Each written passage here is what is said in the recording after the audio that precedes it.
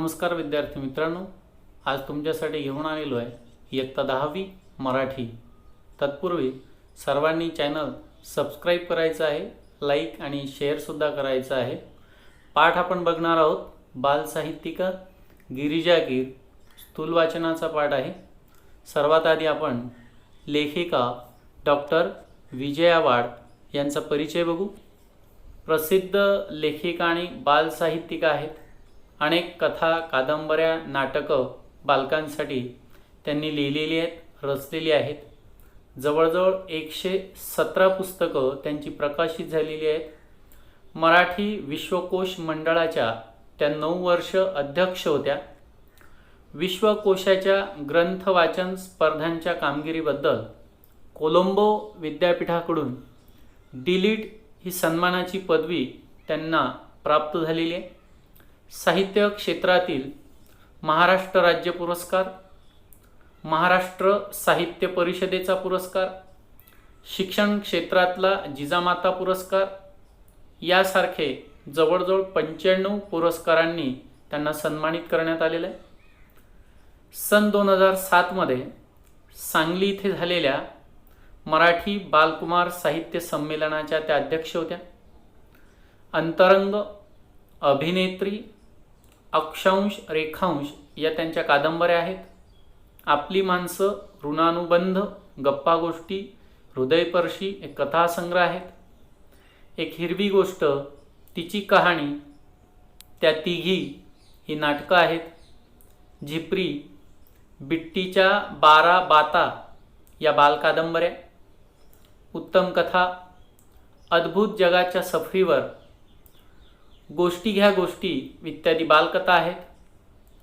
चिंगू chewing gum, 2 मित्र, Bandu boxer ही बाल नाटकं, असं विपुल लेखन त्यांचं प्रसिद्ध आहे। या ठिकाणी हा जो पाठ घेतलेला आहे बाल साहित्यिका गिरिजा कीर, मागच्या पिढीतील एक लोकप्रिय लेखिका, प्रसन्न आणि प्रासादिक अशी त्यांची लेखनशैली ही त्यांच्या लेखनाची वैशिष्ट्य होती। प्रसन्न कथाकथन शैलीसाठी त्या प्रसिद्ध होत्या। अनेक दैनिक, नियतकालिक याच्यामध्ये त्यांनी लिखाण केलेलं होतं। आकाशवाणीवरती आणि दूरदर्शनवरती सुद्धा त्यांच्या कार्यक्रमाचं सादरीकरण व्हायचं, जे अत्यंत लोकप्रिय होतं।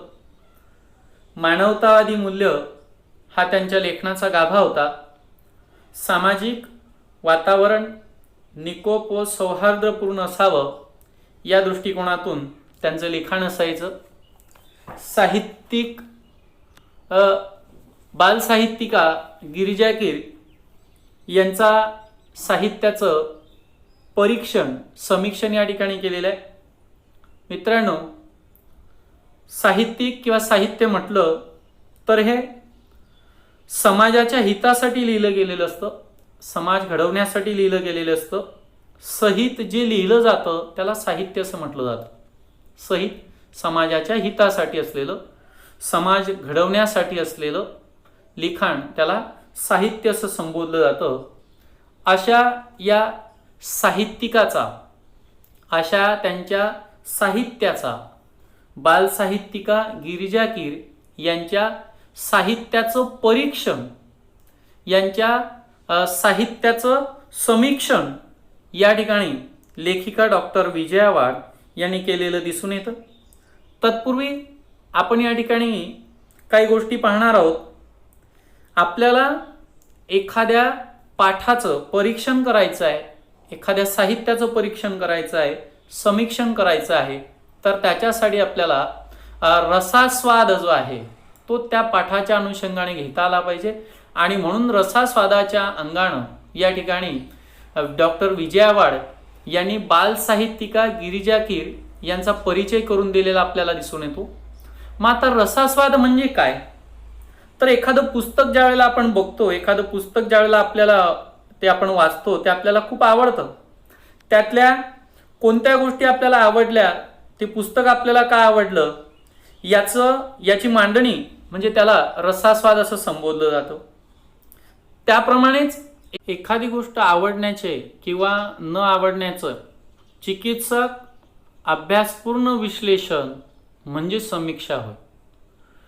कोणत्याही साहित्यकृतीची असेल, कलाकृतीची समीक्षा करण्याची पहिली पायरी जर असेल तर त्या कलाकृतीचा, साहित्यकृतीचा रसास्वाद घेणं.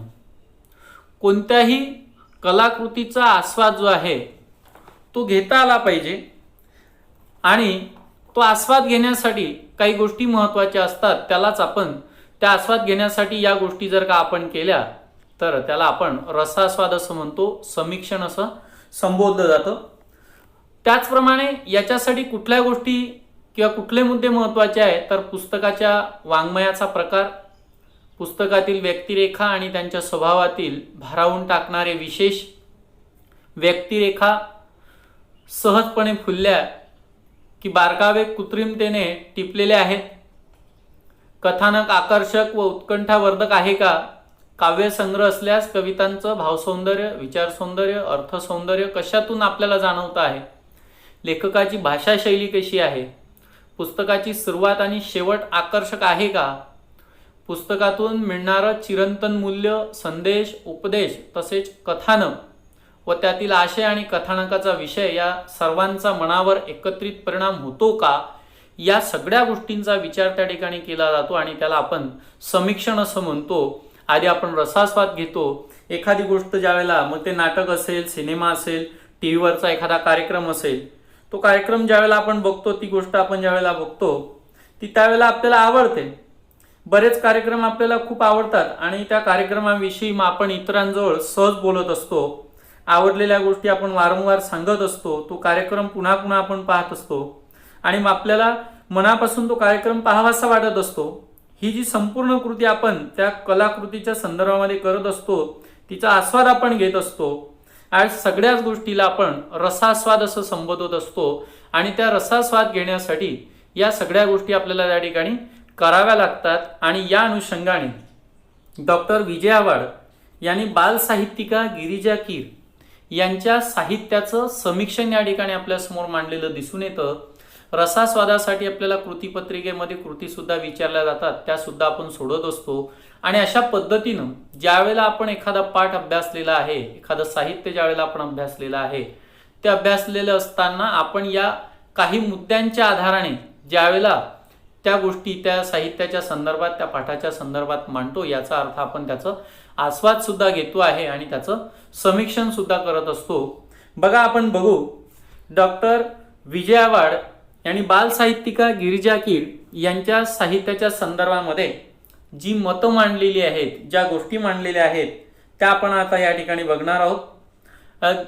आज कथालेखिका म्हणून त्यांना साहित्य क्षेत्रामध्ये मानाचं स्थान मिळालेलं आहे.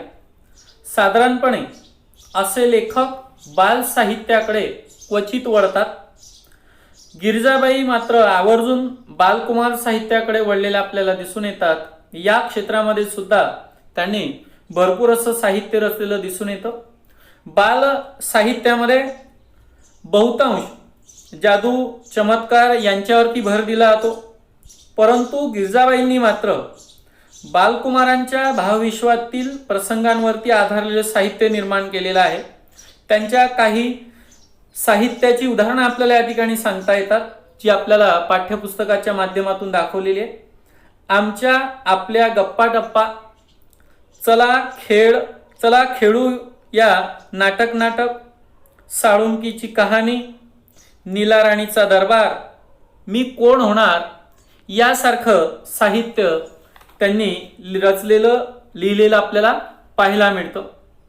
ज्यावेळेला बाल साहित्य त्यांनी लिहिलं, त्या अनुषंगाने बाल साहित्य लिहित असताना बालकांच्या मानसिकतेची दखल सुद्धा त्यांनी तेवढ्याच काळजीपूर्वक घेतलेली आपल्याला पाहायला मिळते. मोठी माणसं मुलांच्या मनाचा विचार करत नाही आणि त्यामुळे ती त्यांच्या मनाचा विचार करत नाही. या अनुषंगाने त्यांनी एका बालनाटिकेचा उल्लेख या ठिकाणी केलेला आपल्याला दिसून येतो. त्यांनी सरळ मुलांनी देवाला एक पत्र लिहिलेलं आहे, एक अर्ज आहे बाप्पा, असा एका नाटिकेचा प्रसंग या ठिकाणी दाखवलेला आहे.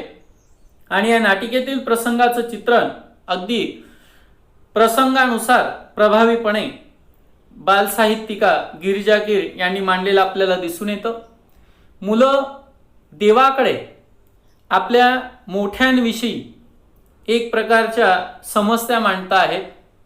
आईविषयी, वडिलांविषयी, घरातल्या वडीलधाऱ्यांविषयी ते त्या ठिकाणी समस्या मांडता आहेत आणि ते सांगता आहेत. देवबाप्पाला तक्रारीचा पाढा वाचून दाखवता आहेत. देवाला सांगता आहेत की आईची शिपॉनची साडी नेसायला मिळाली पाहिजे, बर्फ का गोला खाण्याची आजारी आम्हाला मिळाली पाहिजे, भेळ खायला आम्हाला मिळाली पाहिजे. अशा समस्या ते देवापुढे त्या ठिकाणी मांडत असलेले आपल्याला दिसून येतात. आणि म्हणून अशा नाटिकांमधून, अशा साहित्यामधून मुलांवरती मूल्यांचे संस्कार कसे होतील या अनुषंगाने लेखिका साहित्यिका गिरिजा कीर यांनी विचारपूर्वक ते साहित्य रचलेलं, लिहिलेलं आपल्याला दिसून येतं.